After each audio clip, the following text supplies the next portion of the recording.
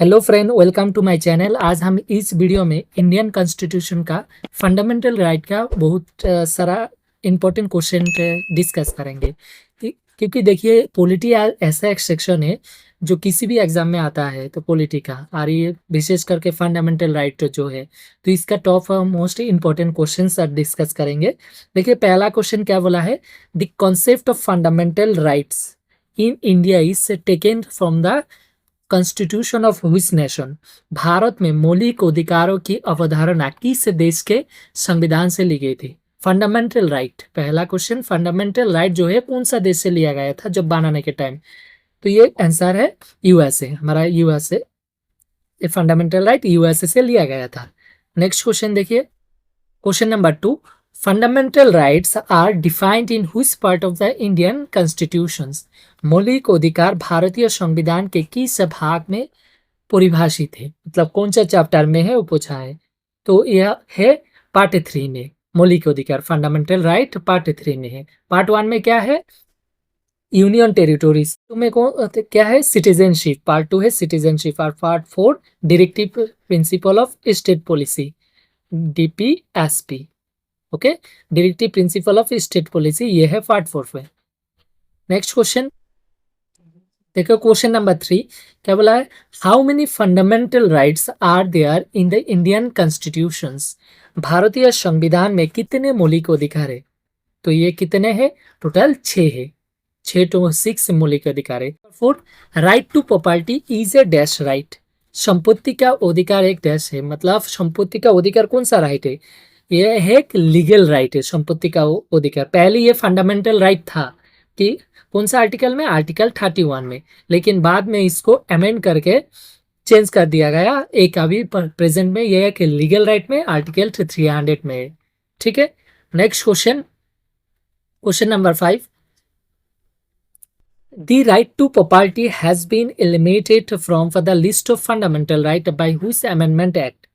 किस संशोधन अधिनियम द्वारा संपत्ति के अधिकार को मौलिक अधिकारों की सूची से हटा दिया गया, मतलब राइट टू प्रॉपर्टी ये कौन सा अमेंडमेंट में हटा दिया गया मौलिक अधिकार से, तो कौन सा अमेंडमेंट, ये है 44 कॉन्स्टिट्यूशनल अमेंडमेंट पे हटा दिया गया। 44 कॉन्स्टिट्यूशनल अमेंडमेंट कब हुआ था, 1976 में, सॉरी 78 में, और ये 42nd कॉन्स्टिट्यूशनल अमेंडमेंट 1976 में हुआ था। 38 कॉन्स्टिट्यूशनल अमेंडमेंट कब हुआ था, 1975 में। ओके, और 91st कॉन्स्टिट्यूशनल अमेंडमेंट 2003 में हुआ था। तो ये मेरा जो आंसर है ये 44 में ये प्रॉपर राइट टू प्रॉपर्टी को हटा दिया गया फंडामेंटल राइट से। एट प्रेजेंट ये एक लीगल राइट है। Okay, right to property at present एक लीगल राइट है। नेक्स्ट क्वेश्चन देखिए, question number 6, Which authority can impose reasonable restriction on to the right of the Indian citizens। कौन सा प्राधिकरण भारतीय नागरिकों को अधिकारों पर उचित प्रतिबंध लगा सकता है, कौन सा अथॉरिटी लगा सकता है, इम्पोज रीजनेबल रेस्ट्रिक्शन लगा सकता है, कौन सा अथॉरिटी। और मेरा ऑप्शन होगा कौन सा, सुप्रीम कोर्ट ऑफ इंडिया। अगर सुप्रीम कोर्ट ऑफ इंडिया चाहिए तो रीजनेबल रेस्ट्रिक्शन लगा सकता है, मतलब कोई कारण होना चाहिए, रीजनेबल रेस्ट्रिक्शन लगा सकता है कि हम लोग का इंडियन सिटीजन के ऊपर। ओके, नेक्स्ट क्वेश्चन देखिए, question number 7, which article of the Indian constitutions abolish untouchability. Untouchability जो है संविधान का कौन सा अनुच्छेद अस्पृश्यता, अनटचेबिलिटी अस्पृश्यता जो है उसको समाप्त करता है, कौन सा आर्टिकल, तो ये आर्टिकल 17 अनटचेबिलिटी समाप्त करता है। आर्टिकल 18 क्या है, एबोलिशन ऑफ टाइटल, मतलब कोई व्यक्ति अपना कोई टाइटल एक्वायर नहीं कर सकता। ठीक है, एवोल्यूशन ऑफ टाइटल। 21 है राइट टू लाइफ, हम लोग का जीने का अधिकार है। और 16 क्या है, right to equality, sorry equality of opportunity in public employment, मतलब कोई भी जॉब में हम लोग का इक्वल अपॉर्चुनिटी दिया जाएगा, यह आर्टिकल 16 में बोला है। ओके, नेक्स्ट क्वेश्चन देखिए, question number 8, Which article of the Constitution provides equality of opportunity in matter of public employment। संविधान का कौन सा अनुच्छेद सार्वजनिक रोजगार के मामलों में अवसरों की समानता प्रदान करता है। तो कौन सा आर्टिकल, ये आर्टिकल 16 में बोला है equal opportunity in the public employment, मतलब आपका कोई भी जॉब में इक्वल अपॉर्चुनिटी दिया जाएगा। ठीक है, next question, by whose constitutional amendment act a new article 21A was inserted in the constitutions, किस संवैधानिक संशोधन अधिनियम द्वारा संविधान में एक नया अनुच्छेद 21 जोड़ दिया गया।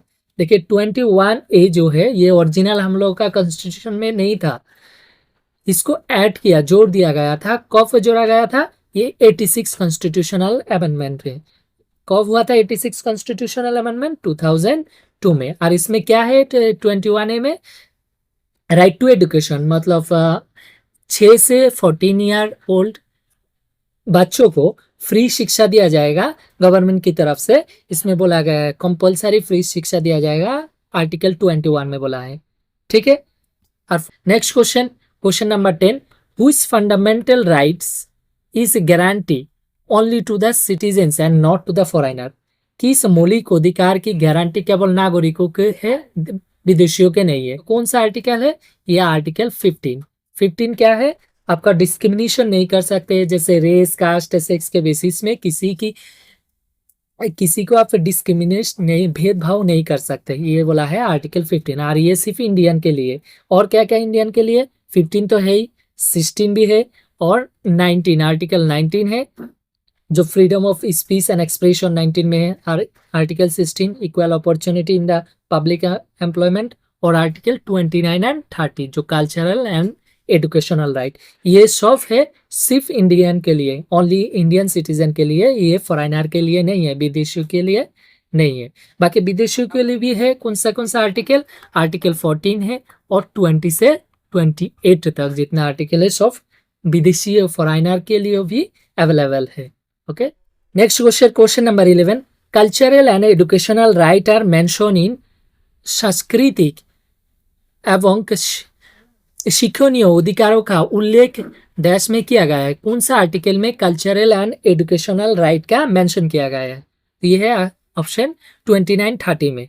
और 23 एंड 24 क्या है, राइट अगेंस्ट एक्सप्लॉयटेशंस, ये दोनों आर्टिकल है। और 21 बोले थे राइट टू लाइफ, जीने का अधिकार। 15 right, there is no discrimination होना चाहिए, भेदभाव नहीं होना चाहिए रेस का, सेक्स के बेसिस में, प्लेस ऑफ बर्थ के बेसिस में। ओके, नेक्स्ट क्वेश्चन देखते हैं, question number 12, without which basic fundamental rights have no value, किस मौलिक अधिकार के बिना मौलिक अधिकारों का कोई मूल्य नहीं है।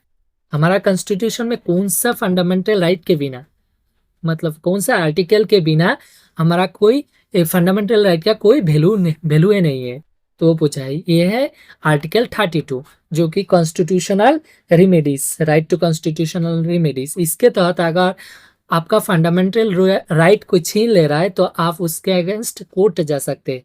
ठीक है, सुप्रीम कोर्ट डायरेक्टली जा सकते हैं, ये है आर्टिकल 32।